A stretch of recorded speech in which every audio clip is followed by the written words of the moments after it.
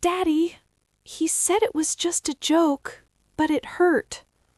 That's what my daughter whispered into my jacket while I stood on the edge of our driveway, staring at a man who'd just slipped a pair of plastic cuffs off her wrist like he was finishing a party trick. I'm not a loud person, never have been. I chose this neighborhood because it was quiet. Trees that leaned into each other like old friends, lawns that didn't scream for attention, mornings that started with birds and ended with wind through leaves. I work from home. I fix old radios in the evenings. I make soup on Sundays and take my daughter on long bike rides where the only traffic is squirrels playing chicken with the road. If you like the video, please subscribe. Peace is a habit, and I protect it. That man, his name was Derek, I'd learn later, stood there in a navy blue polo with an embroidered HOA security badge over his chest. He was smiling, not a big grin, a thin one, like he was waiting for applause. "Just showing her how cuffs work," he said. "Kids are curious." My daughter is 10.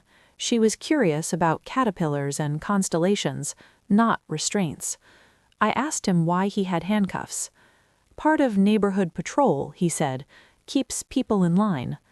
That should have been my first real warning.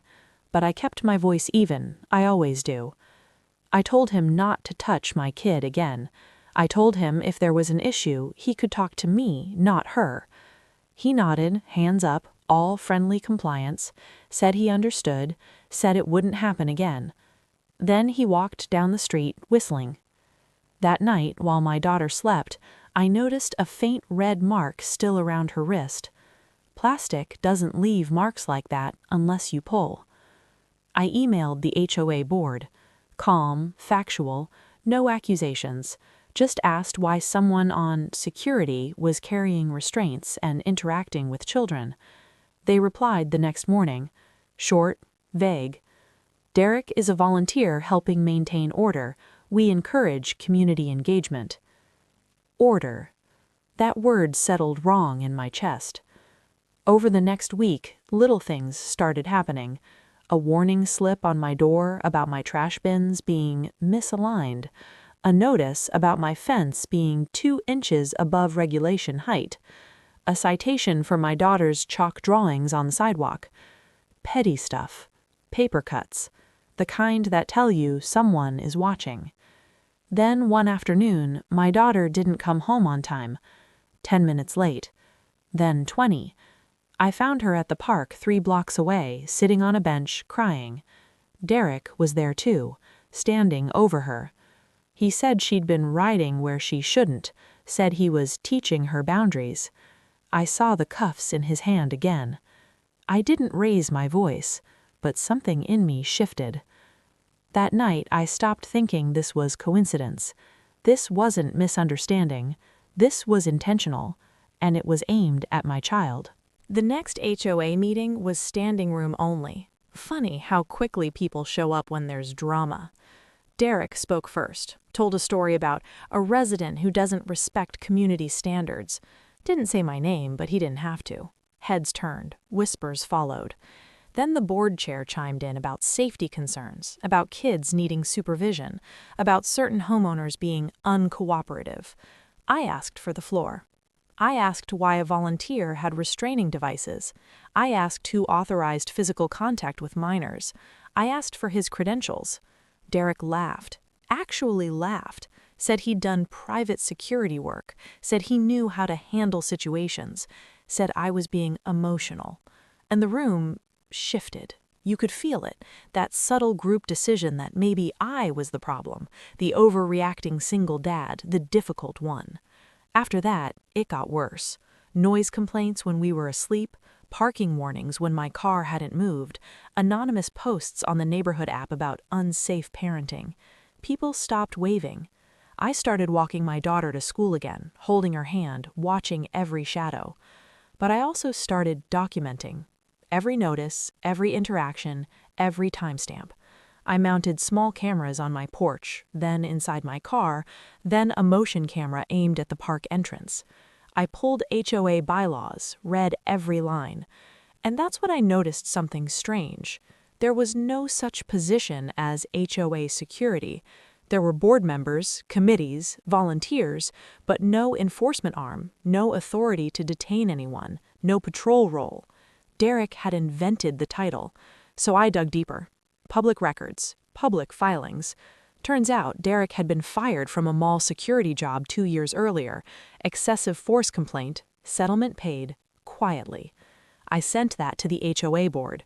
They didn't respond. Instead, 2 days later, I got a formal violation notice threatening fines and possible lien for continued non-compliance and disruptive conduct. I was being pushed out. Then came the day they tried to take my daughter. I was at work, home office, headphones on, when my phone exploded with missed calls from the school.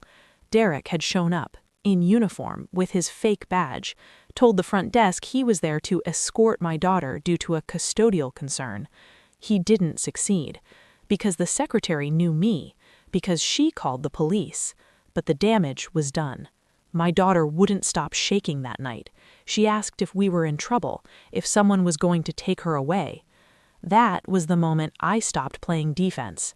I contacted a lawyer, a quiet, precise woman who didn't waste words. She said let him keep thinking he's in charge. We filed a formal complaint with the city, provided records, videos, HOA bylaws, his employment history. But bureaucracy moves slow, and Derek didn't.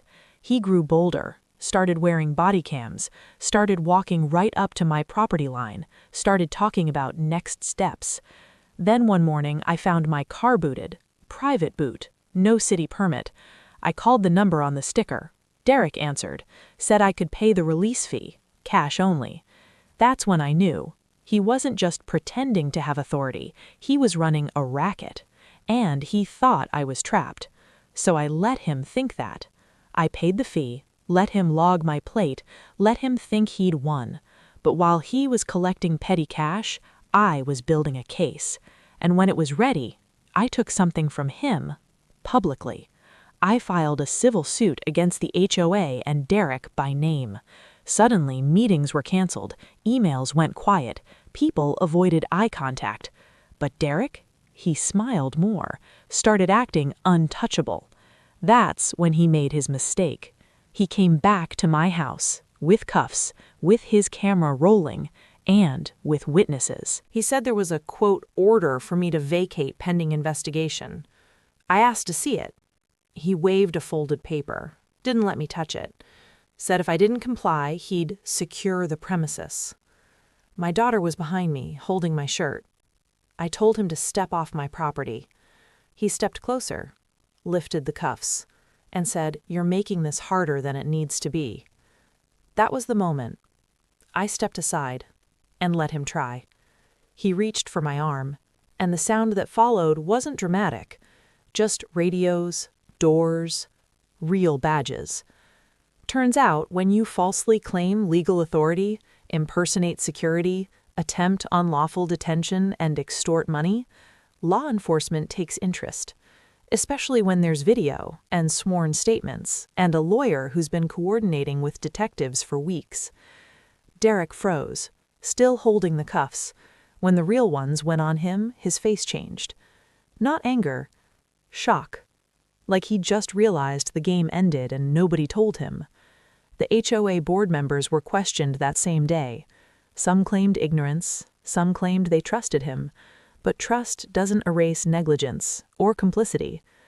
The civil case settled before trial. HOA leadership was replaced, policies rewritten. My fines were voided. Derek was charged.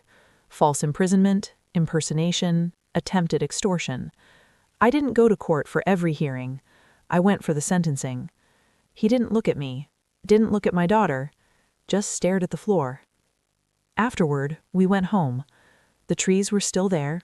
The wind still moved through them the same way. Peace returned, slowly. But I learned something. Quiet doesn't mean weak, and patience doesn't mean permission. Sometimes the strongest thing you can do is wait, watch, and move when the moment is right. My daughter still rides her bike, still draws with chalk, but now she knows something too, that even when people wear fake badges and loud confidence, truth has a way of finding its voice. And when it does, it doesn't whisper. If you've ever felt small under someone else's false authority, if you've ever been pushed because they thought you wouldn't push back, I'd like to hear your story. Because silence protects the wrong people. And dignity? Dignity is worth defending.